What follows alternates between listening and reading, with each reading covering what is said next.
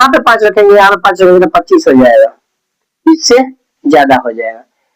अगर कोई टेबल में अगर नहीं आ रहा है तो कम लेके जा सकते हैं, ज्यादा नहीं ले जा सकते।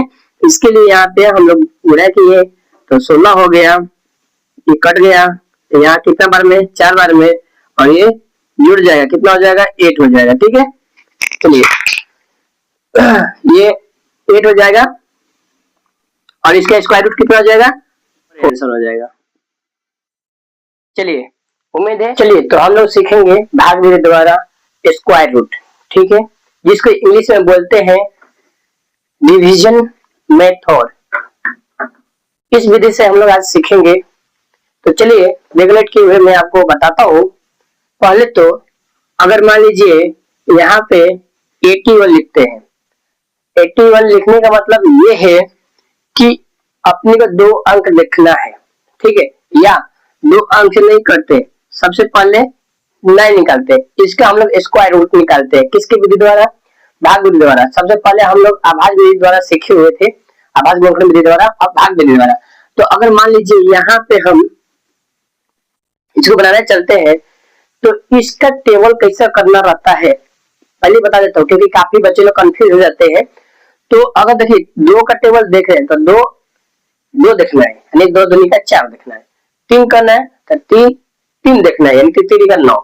4 कर रहे हैं तो 4 से देखना है, 4 चौका 16। इस तरह से टेबल देखना पड़ेगा। इसमें काफी बच्चे को मैं सिखा रहा हूँ तो कंफ्यूज इसलिए हो जाते हैं कि हो कैसे रहा है।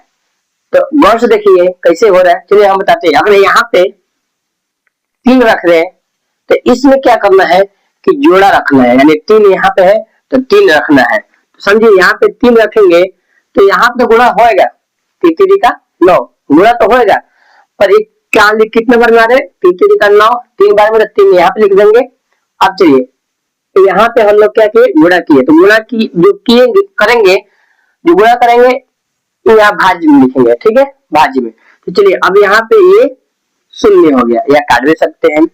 अब ये क्या होगा, जुड़ जाएगा, ये साइड इसके क्या होगा, जुड़ जाएगा। ठीक है, ये हो जाएगा 3 3 6।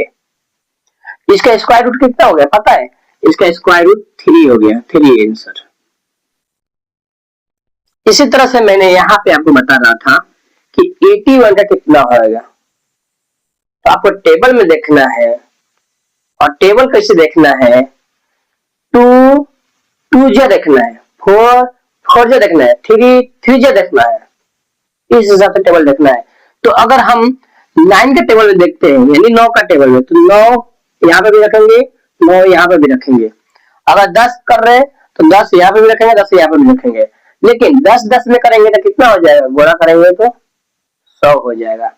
इसके लिए तो 100 से कम है, ज्यादा रहे तो लेके जाएंगे नहीं, कम है ना, तो इसके लिए इससे कम देखेंगे। तो अगर मान लीजिए 9 के टेबल में आ ही रहा है, इसके लिए हम 9 के टेबल से कर रहे हैं। ठीक है, चलिए यहाँ पे भी 9 लिखेंगे, क्योंकि कितने बार में आ रहा है, 9 बार में।